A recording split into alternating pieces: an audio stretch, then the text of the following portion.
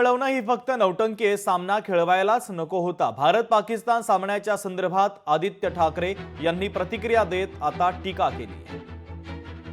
ही सगळी नौटंकी आहे, हात मिळवले नाही मिळवले वगैरे सगळ्यांचे व्हिडिओ आले तर आधी मिळवले नसले वगैरे।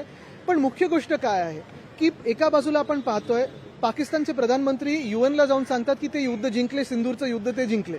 दुसऱ्या बाजूला आपण पाहतोय की जे काही आपण लढाई केली, जिथे सर्जिकल स्ट्राईक असतील की ऑपरेशन सिंदूर का झालं, तर आपल्या भारतीय नागरिकांना 36 लोकांना तिथे पहलगाममध्ये ठार मारलं गेलं। आणि एवढं सगळं होत असताना आयसीसीचे अध्यक्ष कोण आहेत, एशिया क्रिकेट काउन्सिलमध्ये कोण आहेत, भाजपचेच पदाधिकारी आहेत ना, मग बीसीसीआय मध्ये कोण आहेत। तुम्ही एक खेळ एक वेळी सोडू नाही शकत। एशिया कपमध्ये आपण भाग नसता घेतला, कुठे मोठे तुमचे रँकिंगला काही झालं असतं। जगातली सर्वोत्तम टीम आहे आपली, तरी पण तुम्ही प्रत्येक पैशाच्या मागे फिरत असता।